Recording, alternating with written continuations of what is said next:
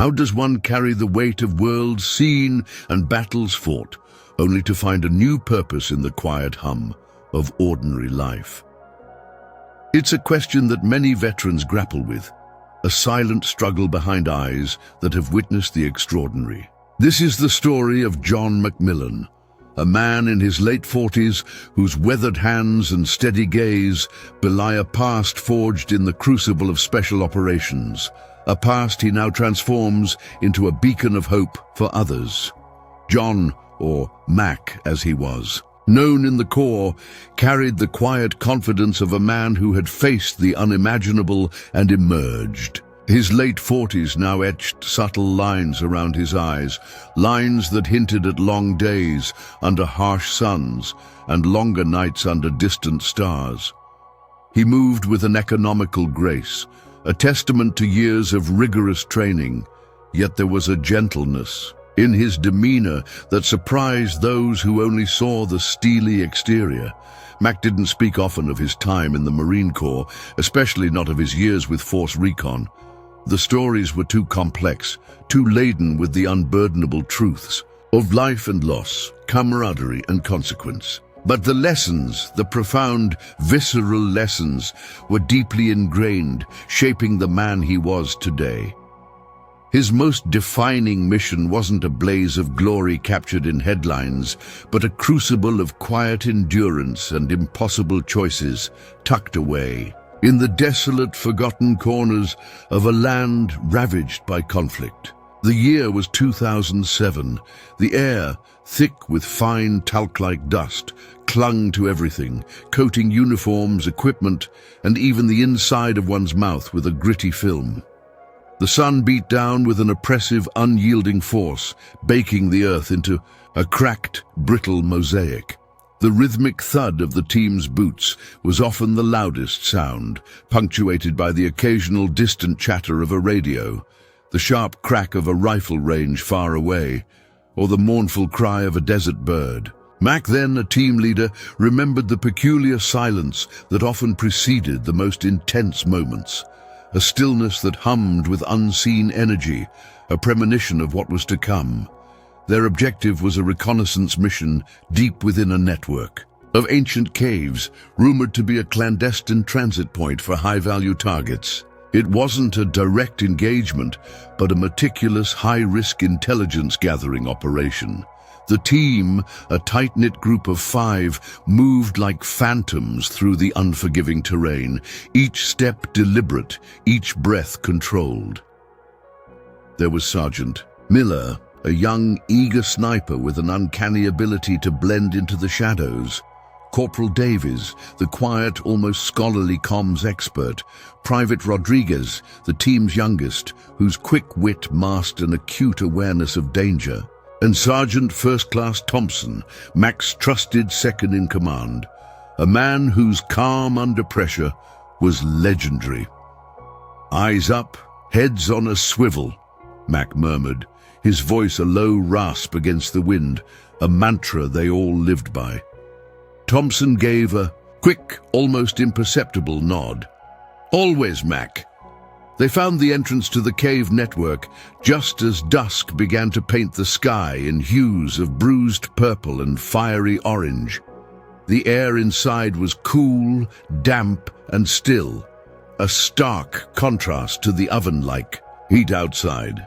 The faint scent of damp earth and something acrid, metallic hung heavy. Their headlamps cut through the oppressive darkness, revealing jagged rock formations and a labyrinthine series of tunnels. The mission was critical. Gather photographic evidence, identify patterns of movement, and if possible, place surveillance. Equipment without detection. It was painstaking work, each step a calculated risk, each shadow a potential threat. The only sounds were their hushed breathing, the soft scrape of their gear, and the occasional drip of water echoing in the vast silence. Hours bled into each other. The exhaustion was a dull ache that settled deep in their bones, but the adrenaline kept them sharp, alert, They were nearing what their intel suggested was the primary transit chamber when Davies, monitoring his sensors, held up a hand. Movement up ahead, multiple signatures. Mac froze, his heart thudding a slow, heavy rhythm against his ribs. This wasn't anticipated.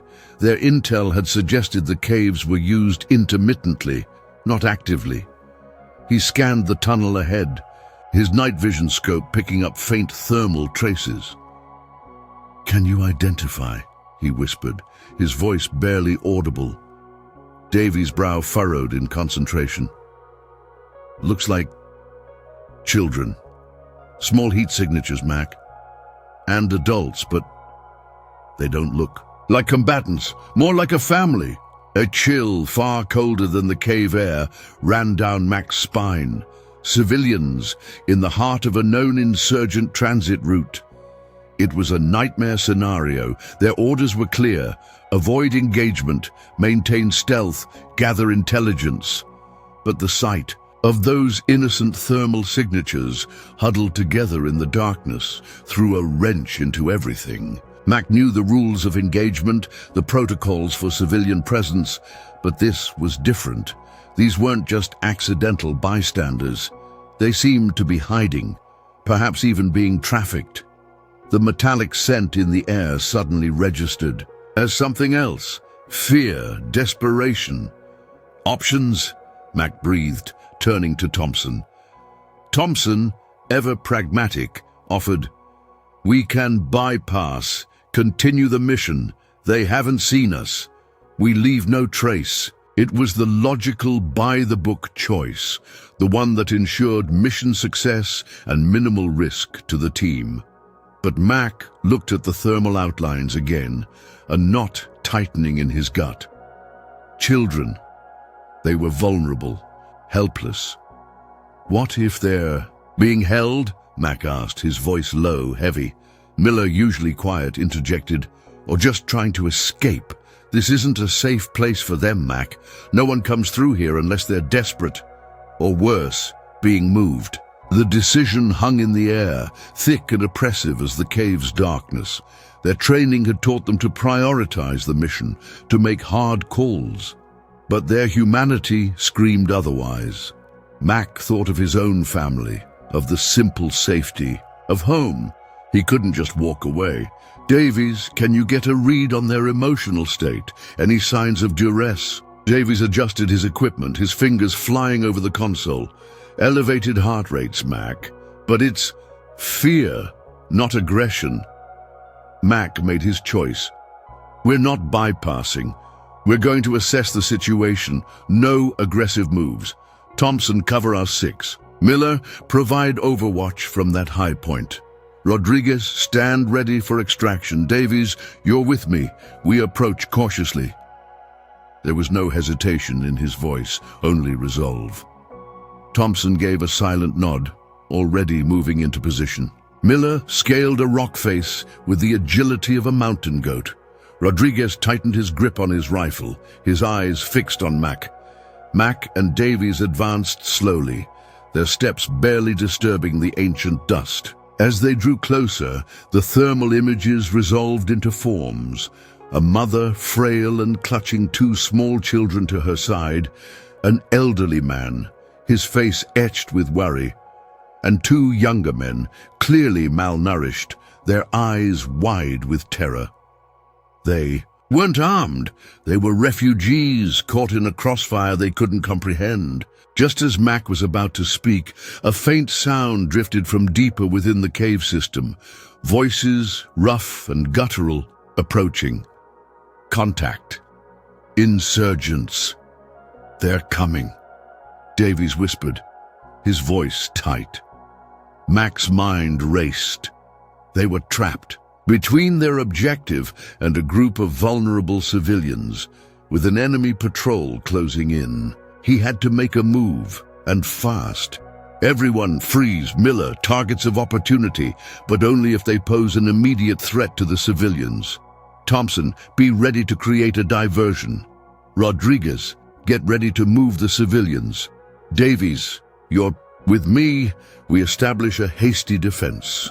It was a gamble, a deviation from all protocols. But leaving those people to the encroaching patrol was not an option Mac was willing to consider. He positioned himself, rifle raised, Davies beside him, scanning for movement. The voices grew louder, echoing off the cave walls, distorted and menacing. The air thrummed with a new kind of tension, not just the anticipation of combat, but the profound responsibility for innocent lives. Suddenly, a flicker of movement. 3 figures emerged from the shadows, heavily armed, their eyes scanning the darkness. Mac locked onto the lead figure, his finger resting lightly on the trigger. But instead of engaging, he barked, "Drop your weapons! U.S. Marines, civilians present." His voice, amplified by the cave's acoustics, boomed through the chamber, shattering the tense silence. It was a calculated risk, a desperate attempt to de-escalate. Without firing a shot to prevent a slaughter, for a split second there was stunned silence. The insurgents froze, startled by the sudden unseen presence. It was all the time Mac needed. "Rodriguez, move them now!" he yelled. Rodriguez, quick as a flash, herded the terrified family towards a less obvious exit point Mac had spotted earlier. Simultaneously, Thompson threw a smoke grenade, filling the cave with a thick, acrid cloud that disoriented the approaching insurgents. Miller, from his perch, fired a warning shot that ricocheted off a rock, a sharp, echoing crack that emphasized the threat. Chaos erupted. The insurgents, blinded by the smoke and disoriented by the noise, began shouting, firing wildly into the gloom. Mac and Davies held their positions, not firing back, but making their presence known, drawing the enemy's attention away from the fleeing civilians. They were a decoy, a distraction, allowing the vulnerable to escape. The air filled with the acrid smell of gunpowder and the shouts of angry men. Mac felt a bullet whiz past his ear, kicking up dust from the rock behind him. He didn't flinch. His focus was on the retreating figures of the family, urged along by Rodriguez. It felt like an eternity, but it was likely only minutes. Once the civilians were out of sight, Mac gave the command, "Fall back! Move, move, move!" They withdrew swiftly, disappearing into the labyrinthine tunnels, leaving the disoriented insurgents firing into the smoke. They moved fast, a practiced silent retreat, navigating the familiar darkness with practiced ease. Only once they were far from the cave entrance, under the vast, indifferent expanse of the desert sky, did they stop, panting, adrenaline still coursing through their veins.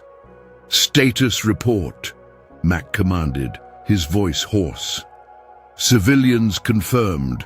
"Clear, Mac," Rodriguez reported, breathing heavily but with a triumphant glint in his eyes. "No injuries," Thompson added. Miller gave a thumbs up from his elevated position. They had risked everything, disobeyed implicit orders to maintain stealth, and had walked away from a direct engagement to protect strangers. "Good work, Marines," Mac said, a profound sense of relief washing over him. The mission's initial objective was secondary now. They hadn't gathered all the intelligence they'd been sent for, but they had saved lives. That night, under the cold, silent scrutiny of the desert stars, Mac knew he had made the right choice. It wasn't about the kill count or the intel report. It was about the line drawn in the sand, the choice to protect the innocent, even at great personal risk. That mission, with its quiet heroism and profound moral weight, stayed with him, a constant echo in the years that followed. Returning home was often described as coming back to the world. For Mac, it was less a return and more a jarring teleportation to an alien planet. The familiar suburban streets, once a source of comfort, now felt impossibly quiet, almost unnerving in their stillness. The scent of freshly cut grass replaced the ever-present dust and the metallic tang of distant fires. The cacophony of a bustling grocery store, with its bright fluorescent lights and cheerful pop music, was a jarring assault on senses honed to detect the subtlest shift in wind direction or the faintest whisper of a distant threat. He remembered standing in the cereal aisle, paralyzed by the sheer number of choices, the triviality of it all, almost physically painful. His body, still wired for danger, struggled to downshift. Sleep was a fragmented landscape of vivid, unsettling dreams, punctuated by sudden, wide-awake moments where he'd find himself scanning the darkened room, listening for sounds that weren't there. A car backfiring would send a jolt of adrenaline through him, instantly preparing for an unseen attack. He'd walk into a crowded mall and feel an overwhelming urge to find the exits, identify choke points, and assess potential threats. Friends and family, well-meaning as they were, struggled to understand. "You're home now, Mac, relax," they'd say, not realizing that relaxation was a luxury his nervous system had forgotten how to afford. He found himself retreating, spending more time alone in his garage, tinkering with old engines, finding solace in the tangible mechanics of something he could control. His marriage, once strong and vibrant, began to fray at the edges. His wife, Sarah, tried. Truly she did. She cooked his favorite meals, listened patiently to his fragmented thoughts, and offered quiet comfort. But how do you explain the hollow feeling of being present, but not truly there? How do you articulate the persistent feeling of being an alien in your own home, haunted by shadows only you could see? He couldn't share the full weight of what he'd experienced, not truly. The words felt inadequate, hollow, cheapening the reality. So he kept it locked away, creating a wall between them, brick by silent brick. Sarah, frustrated by his withdrawal, by the emotional distance, eventually moved out. It wasn't an angry departure, but a slow, sorrowful drifting apart, leaving Mac in a house that felt even emptier. He tried various jobs: security consultant, logistics manager, even a brief stint as a wilderness guide. But nothing fit. The civilian world seemed to operate on a different frequency, its priorities often feeling trivial, its pace too slow, its risks too abstract. He missed the clarity of purpose, the unspoken understanding among his team, the sense of being part of something larger than himself. He'd sit through corporate meetings, listening to endless discussions about quarterly projections and market shares, his mind drifting back to moments where a single decision meant life or death, where success was measured in breaths taken, not in dollars earned. The disconnect was profound, leading to a creeping sense of despondency. There were moments, dark and sharp, when he teetered on the brink. Late one night, after a particularly vivid dream, he found himself staring at the old service, pistol locked away in his safe. The cold steel felt familiar in his hand, a ghost of comfort from a past life. He ran his thumb over the cold metal, a profound weariness settling over him. "What's the point?" a voice whispered in the quiet of his mind. "You're not useful here. You're just taking up space." But then he remembered Thompson's calm resolve, Miller's focused gaze, Rodriguez's quick hands, and the terrified eyes of the mother in the cave. He remembered the feeling of purpose, the visceral satisfaction of protecting the innocent. He remembered his oath, not just to the core, but to himself, to a code of conduct that transcended the battlefield. The pistol felt heavy, a burden rather than a solution. He carefully returned it to the safe, the click of the lock a small victory against the encroaching darkness. He still didn't know what his purpose was, but he knew it wasn't this. The turning point came not with a bang, but with a simple, unexpected conversation. One afternoon, while buying parts at a local hardware store, He overheard a frustrated coach talking loudly on his phone about a youth football team struggling with discipline and teamwork. Something in the coach's desperation resonated. Without thinking, Mac found himself approaching the man. "Excuse me," he said, his voice deeper than he intended.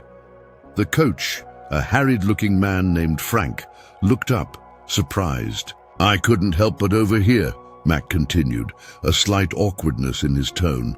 "I've had some experience with team building, leadership, and motivation.